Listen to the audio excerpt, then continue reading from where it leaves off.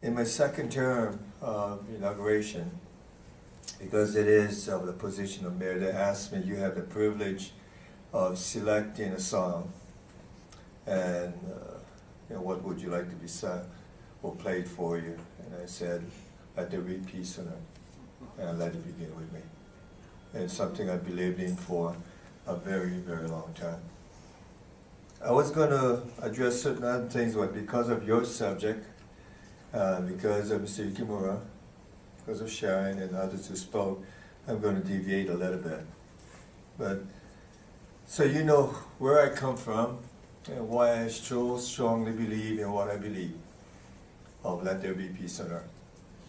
I really believe that in Mr. Yukimura, all the World War II vets, millions of other people who died, we have failed them miserably. I wish the statement by General MacArthur would be played every single day on every radio station and television station as a closure for that particular day or the beginning of a new day. I think we have failed the younger people so badly of where we are today. And it is nice to address this group because there are so many of you like Jamie that are my age, a little older, a little younger, because they understand what I'm trying to say here. You don't have to express in words of values of what you feel, because they feel the same. And when you repeat the words of trust, of honor, it has a different meaning of that time versus the meaning of how we use those shallow words today. Because we as leaders use those words to our benefit.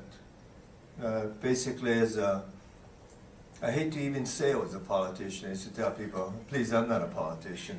I'm just applying for a job and to try to do the job as a worker, because that's all I know what to do, is work. I resent politicians who seek professional help in creating an image for themselves and seek professional help and pay huge amounts of monies to broadcast those things on television and radio, so you will elect this person of image that was created by professional people. And you will always see the word trust and honor. And I ask of you, when you hear us politicians use that word, to please trust me. I stand before you with honor. How many of us really believe the words coming from those people's mouth?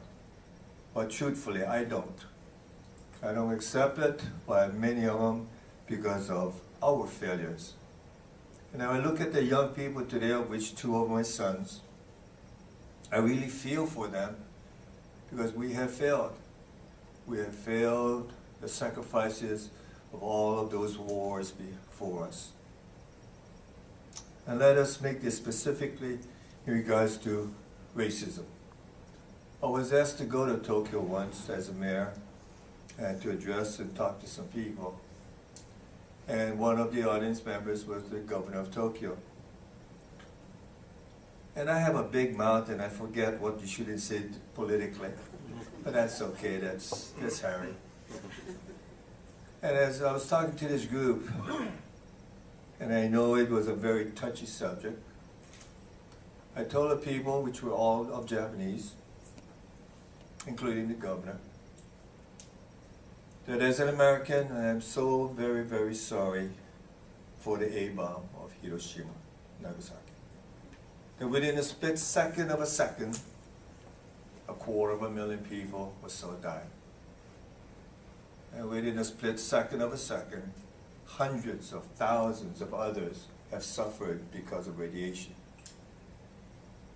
But to them I said, of all the negatives, I am still of the belief that what we did in Japan must serve as a horrors of lesson for all of us.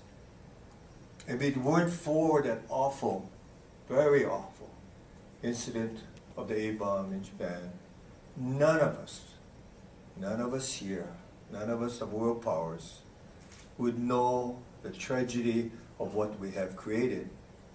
And you know as well as I know, the nuclear bombs that we have created today are many, many, many times more powerful than the A-bomb of the 45. And if we did not have the tragic lesson of Japan, would we be so hesitant in not using a nuclear holocaust? And within me, I feel that if we did not have that horrendous view of the mushroom cloud over the people of Japan, we would not know the horrible significance of what we were creating.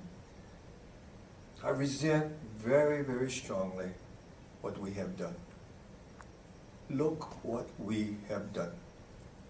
And to hear Mr. Yukamura, and I've talked to many others about this, of different countries and of this country. Look what we have done for the people of this world. And look at the kind of people we elect to run this world, that have the power on their fingertips to destroy the lives of millions and millions of people.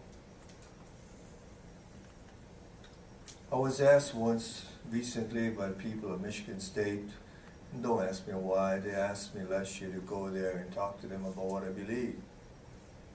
And they gave me the greatest honor of a Global Peace Award. And I had to bribe them of 2 bottles of kimchi to do that. Yeah, but when I went there, I told them basically the same things I'm telling you. We have failed you so damn miserably in regards to peace on earth, and let it begin with me. I was going to talk originally in regards to what we have done on this island and this state. Now, how many of you know that approximately 1/3 of our kids do not graduate from high school? And you just think of that. I come from a time of Jimmy and others my age where graduation from high school was just an automatic. You know, you don't even think about it. And to go on to work, or the military, or to college, a combination of all of that was automatic. It's something you do. And to repeat of your code, we have a duty for every right we have.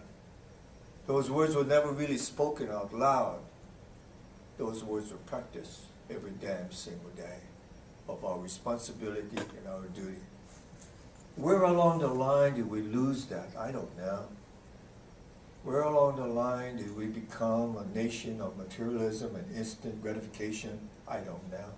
I'm not smart enough to even try to guess that.